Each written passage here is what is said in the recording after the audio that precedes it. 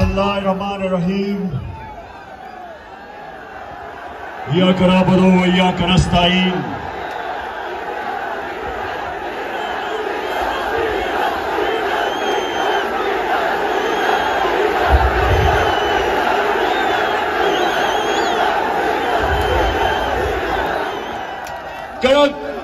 आज मैं आपके पास एक बड़ी वजह से आया हूं। ना करो ये।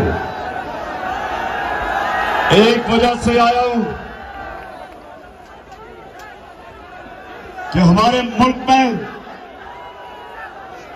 एक बैरूनी साजिश के तहत पाकिस्तान के बड़े बड़े डाकुओं को हमारे ऊपर मुसल्लत किया गया और करेक्ट आप वो इलाका, आप वो लोग हैं जो सबसे ज्यादा ला इलाहा इल्लल्लाह का मतलब समझते हो कि ये दावा कि अल्लाह तेरे सिवा हम किसी के सामने नहीं झुकते, ये हमारा दावा है। तो जब ये चोरों को एक बैरूनी साजिश के तहत हमारी कौम के ऊपर मुसल्लत किया गया, तो हम सबका फर्ज बन जाता है कि हम अपनी हकीकी आजादी की जहाद लड़ें, क्योंकि गुलाम की परवाज नहीं होती, सिर्फ आजाद इंसान ऊपर जाते हैं, आजाद मुल्क तरक्की करते हैं, गुलाम सिर्फ अच्छे गुलाम बनते हैं।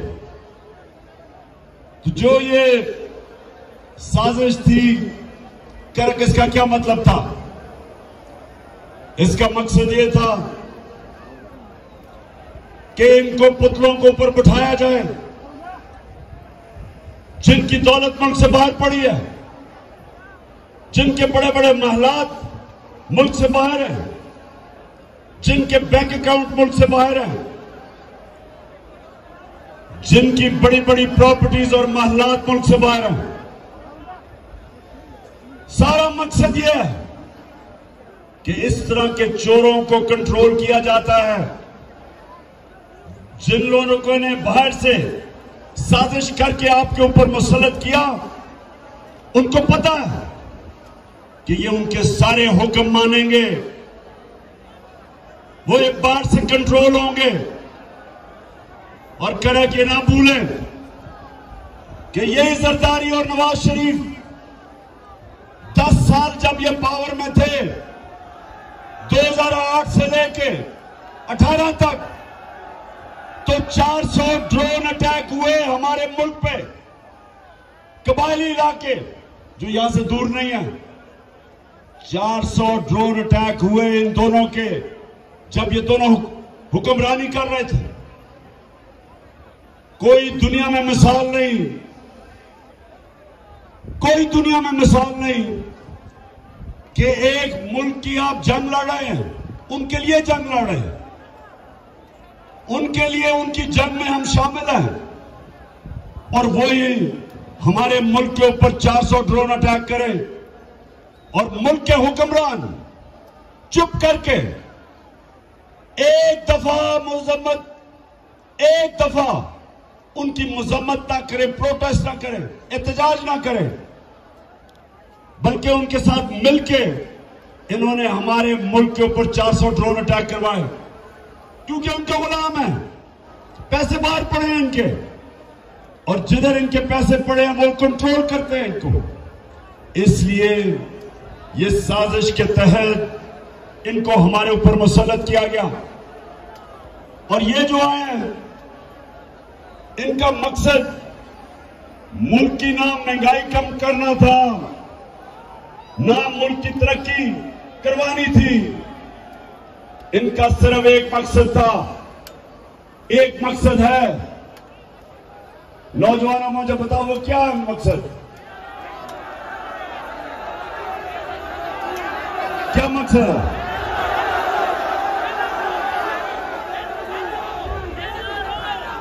एक मकसद है कि जो इन्होंने पिछले 10 साल मुल्क को लूटा, अब वो चोरी जो अरबों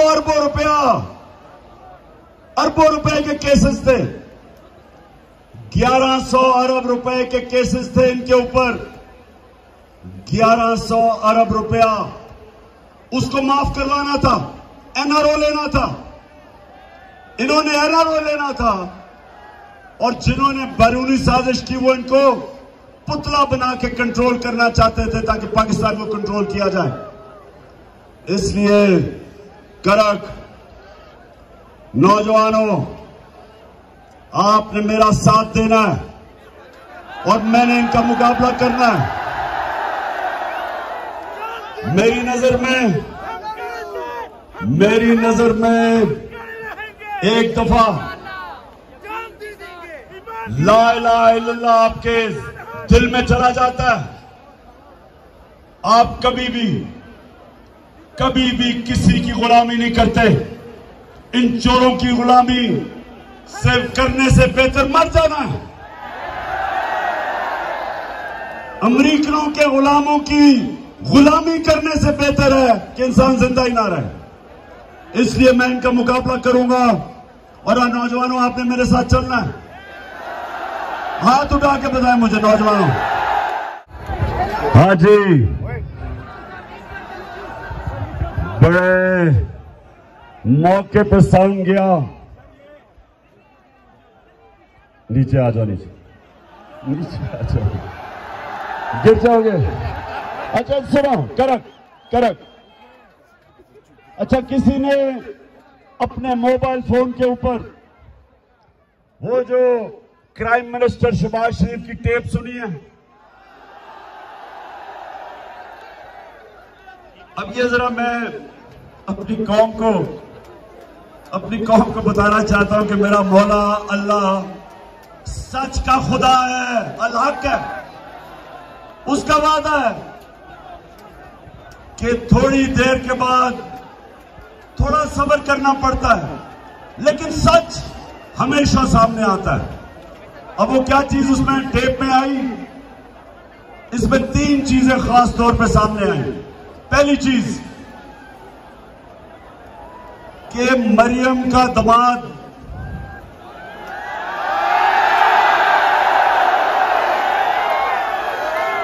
आपको मरियम का पता है ना,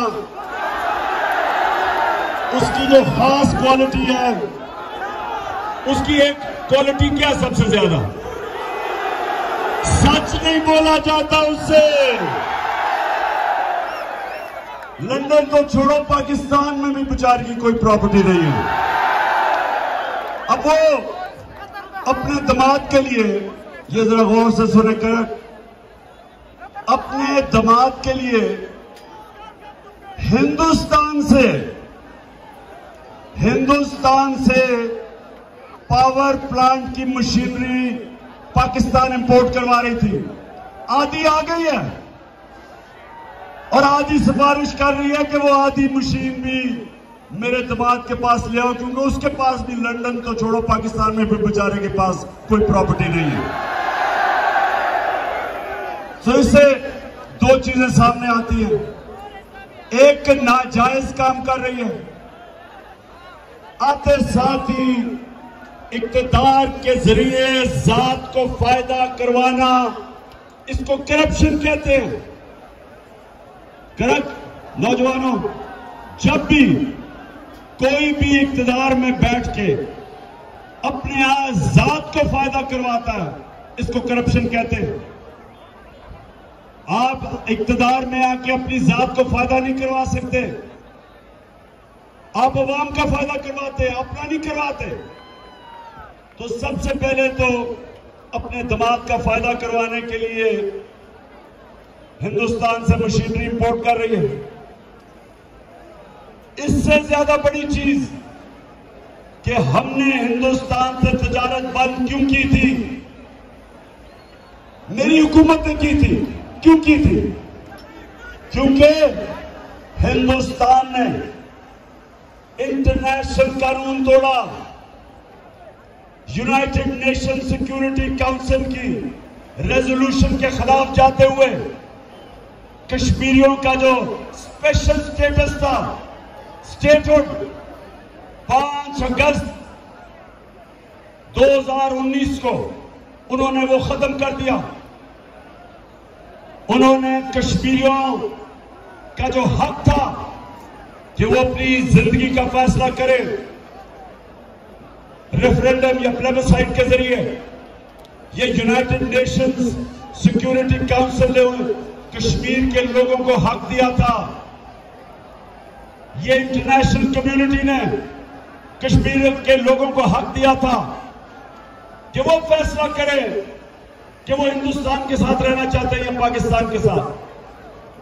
तो 2019 5 अगस्त को हिंदुस्तान ने यूनाइटेड नेशंस की सिक्योरिटी काउंसिल की रेजोल्यूशन की खिलाफ वर्जी की और उनका स्टेटहुड ले लिया। तब हमने तिजारत बंद की, इसलिए हमने बंद की। अब ये हुकूमत, इंपोर्टेड हुकूमत, अब ये आके कोशिश कर रही है वो तिजारत खोलने की, और अभी खुली नहीं है। लेकिन मरियम का दामाद गैर कानूनी तौर पे मशीन हिंदुस्तान से ले रहा है। तो सबसे पहले तो ये समझ जाओ, मेरे पाकिस्तानियों समझ जाओ कि इनके लिए इनका खुदा सिर्फ पैसा है। ये ला इलाहा इल्लल्लाह नहीं है इनके लिए पैसा खुदा है। पैसे के लिए कश्मीरियों का भी, उनकी कुर्बानियों को ये नजरअंदाज कर सकते हैं। उनकी लाख कश्मीरी शहीद हो चुके हैं पिछले 30 साल में, लेकिन इनको नहीं परवाह, क्योंकि इनको सिर्फ पैसा नजर आता है। दूसरी चीज वाज़ेह हो जाए, तारीख का कितना बड़ा इनकलाब आया था मदीना में, दुनिया की तारीख का सबसे बड़ा इनकलाब आया था, जिधर वो इंसान जिनकी कोई हैसियत नहीं थी, मेरे नबी सल्लल्लाहु अलैहि वसल्लम ने उनको दुनिया के लीडर्स बना दिया, दुनिया की इमामत की उन्होंने।